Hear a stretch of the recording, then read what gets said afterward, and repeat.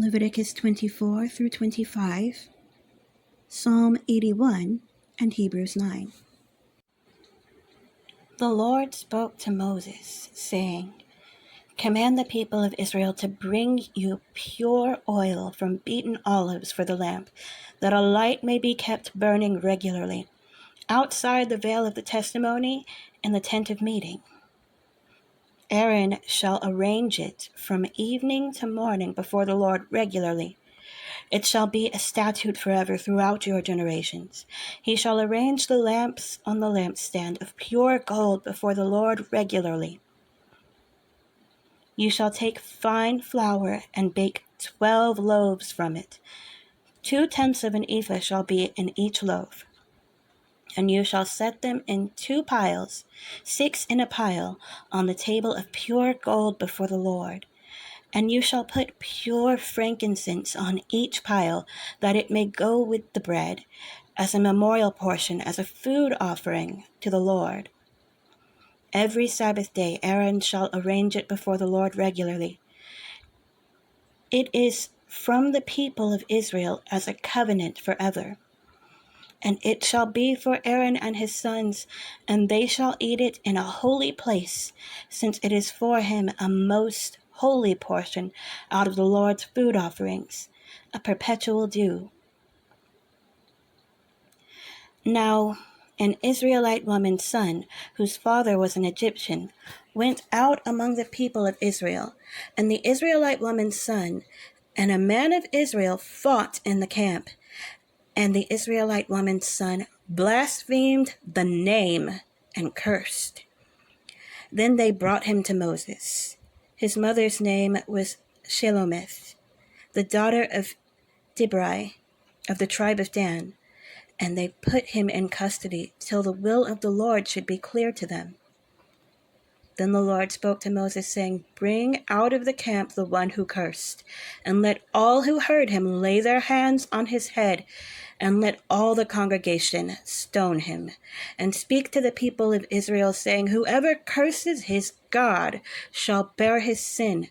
Whoever blasphemes the name of the Lord shall surely be put to death. All the congregation shall stone him, the sojourner as well as the native. When he blasphemes the name, shall be put to death.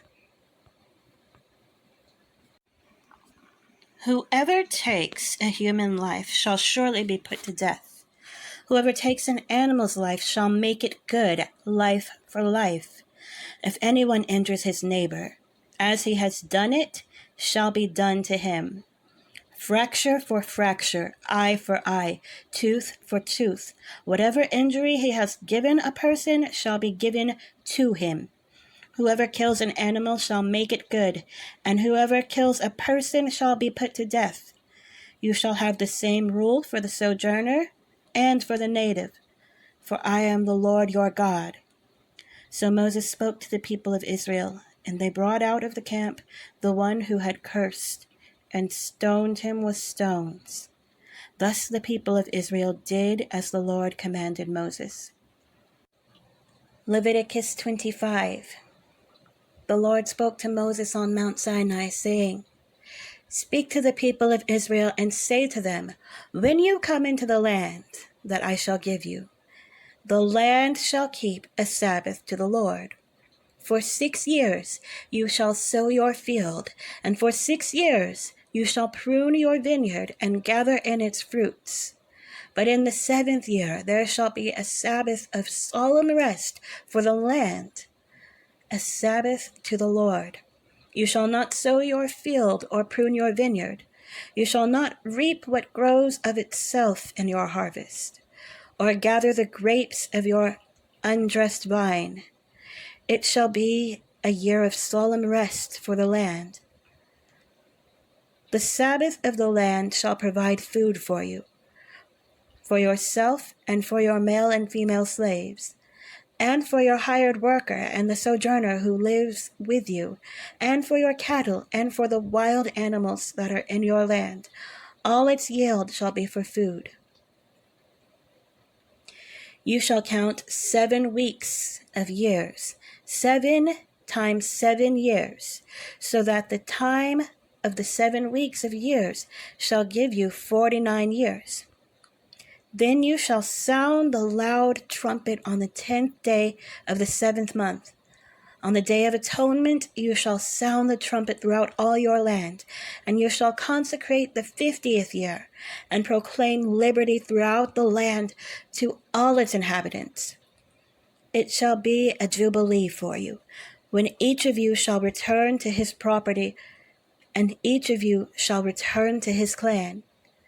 That 50th year shall be a jubilee for you. In it you shall neither sow nor reap what grows of itself, nor gather the grapes from the undressed vines, for it is a jubilee. It shall be holy to you. You may eat the produce of the field. In this year of jubilee, each of you shall return to his property. And if you make a sale to your neighbor or buy from your neighbor, you shall not wrong one another. You shall pay your neighbor according to the number of years after the Jubilee, and he shall sell to you according to the number of years for crops. If the years are many, you shall increase the price, and if the years are few, you shall reduce the price, for it is the number of the crops that he is selling to you. You shall not wrong one another, but you shall fear your God, for I am the Lord your God.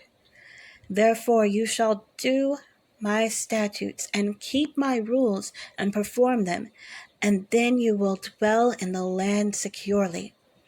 The land will yield its fruit, and you will eat your fill and dwell in it securely. And if you say, what shall we eat in the 7th year, if we may not sow or gather in our crop?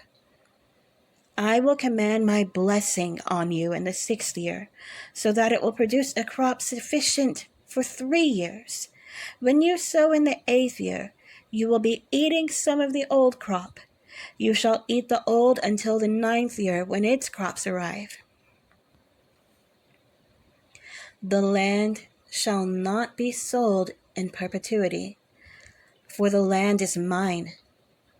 For you are strangers and sojourners with me. And in all the country you possess, you shall allow a redemption of the land.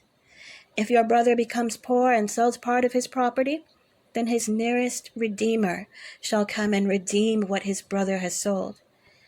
If a man has no one to redeem it, and then himself becomes prosperous and finds sufficient means to redeem it, let him calculate the years since he sold it and pay back the balance to the man to whom he sold it, and then return to his property.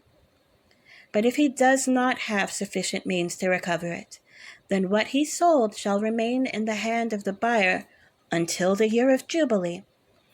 In the Jubilee it shall be released, and he shall return to his property. If a man sells a dwelling house in a walled city, he may redeem it within a year of its sale. For a full year he shall have the right of redemption.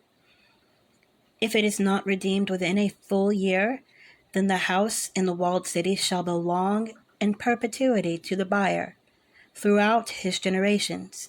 It shall not be released in the Jubilee. But the houses of the villages that have no wall around them shall be classified with the fields of the land. They may be redeemed, and they shall be released in the Jubilee. As for the cities of the Levites may redeem at any time the houses in the cities they possess.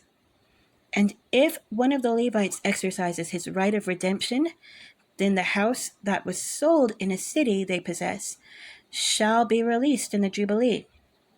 For the houses in the cities of the Levites are their possession among the people of Israel.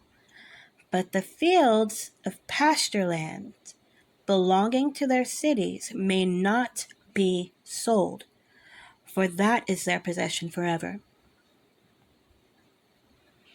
If your brother becomes poor and cannot maintain himself with you, you shall support him as though he were a stranger and a sojourner, and he shall live with you.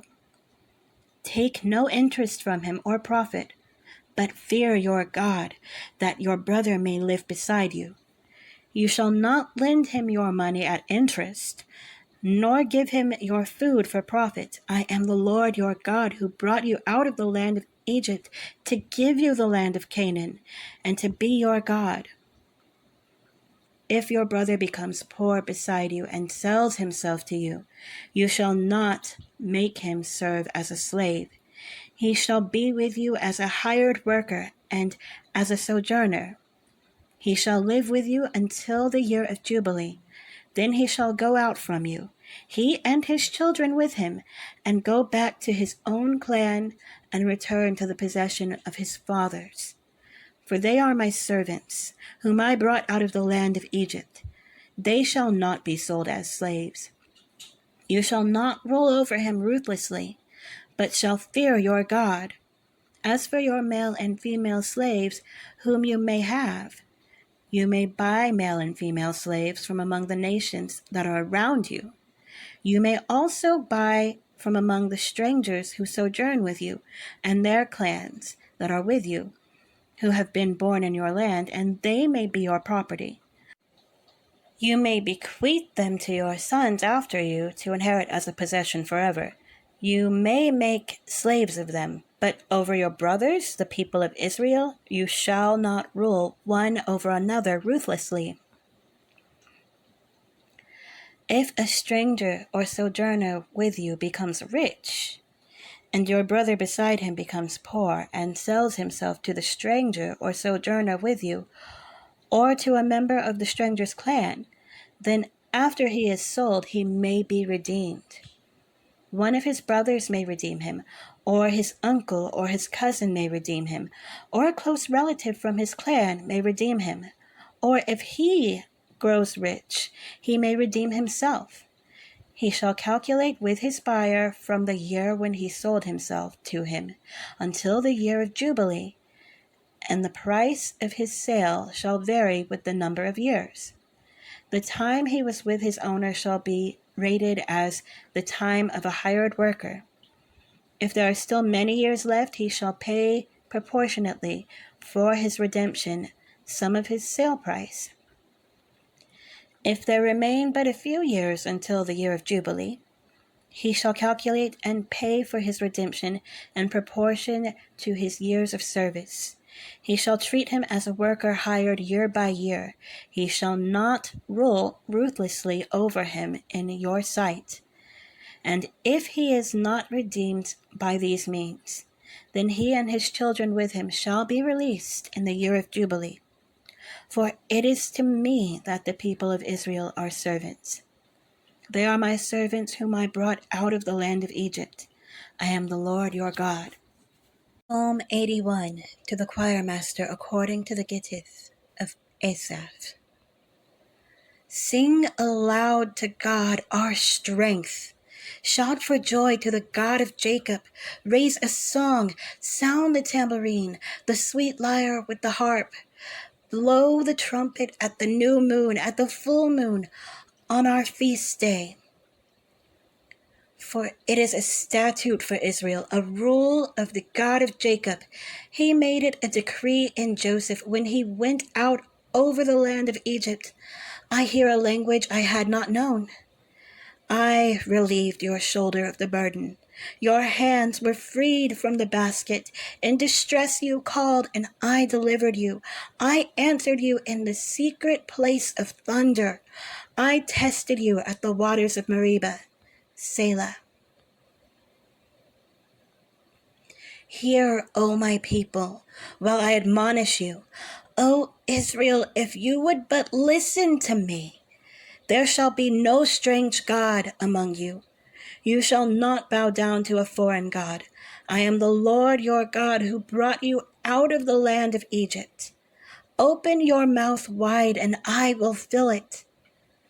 But my people did not listen to my voice. Israel would not submit to me. So I gave them over to their stubborn hearts to follow their own counsels. Oh, that my people would listen to me, that Israel would walk in my ways. I would soon subdue their enemies and turn my hand against their foes. Those who hate the Lord would cringe toward him. and their fate would last forever. But he would feed you with the finest of the wheat, and with honey from the rock I would satisfy you. Hebrews 9. Now, even the first covenant had regulations for worship and an earthly place of holiness. For a tent was prepared, the first section, in which were the lampstand and the table and the bread of the presence. It is called the holy place. Behind the second curtain was a second section called the most holy place, having the golden altar of incense and the ark of the covenant covered on all sides with gold, in which was a golden urn holding the manna, and Aaron's staff that budded, and the tablets of the covenant. Above it were the cherubim of glory overshadowing the mercy seat. Of these things we cannot now speak in detail. These preparations having thus been made, the priests go regularly into the first section, performing their ritual duties, but into the second, only the high priest goes, and he but once a year, and not without taking blood, which he offers for himself and for the unintentional sins of the people. By this, the Holy Spirit indicates that the way into the holy places is not yet opened as long as the first section is still standing, which is symbolic for the present age. According to this arrangement, gifts and sacrifices are offered that cannot perfect the conscience of the worshiper, but deal only with food and drink and various washings, regulations for the body imposed until the time of Reformation. But when Christ appeared as a high priest of the good things that have come, then through the greater and more perfect tent, not made with hands, that is, not of this creation, he entered once for all into the holy places, not by means of the blood of goats and calves, but by means of his own blood, thus securing an eternal redemption. For if the blood of goats and bulls and the sprinkling of defiled persons with the ashes of a heifer sanctify for the purification of the flesh, how much more will the blood of Christ, who through the eternal Spirit offered himself without blemish to God, purify our conscience from dead works to serve the living God? Therefore, he is the mediator of a new covenant, so that those who are called may receive the promised eternal inheritance, since a death has occurred that redeems them from the transgressions committed under the first covenant. For where a will is involved, the death of the one who made it must be established.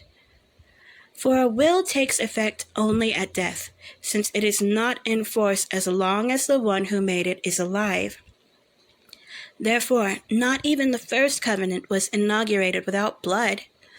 For when every commandment of the law had been declared by Moses to all the people, he took the blood of calves and goats with water and scarlet wool and hyssop, and sprinkled both the book itself and all the people, saying, "This is the blood of the covenant that God commanded for you."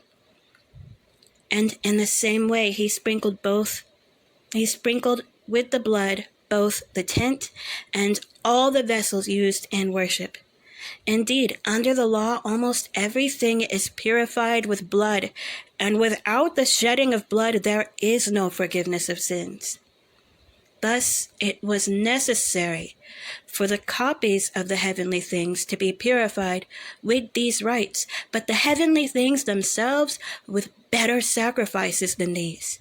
For Christ has entered not into holy places made with hands, which are copies of the true things, but into heaven itself, now to appear in the presence of God on our behalf. Nor was it to offer himself repeatedly as the high priest enters the holy places every year with blood not his own, for then he would have had to suffer repeatedly since the foundation of the world. But as it is, he has appeared once for all at the end of the ages to put away sin by the sacrifice of himself. And just as it is appointed for man to die once, and after that comes judgment, so Christ, having been offered once to bear the sins of many, will appear a second time, not to deal with sin, but to save those who are eagerly waiting for him.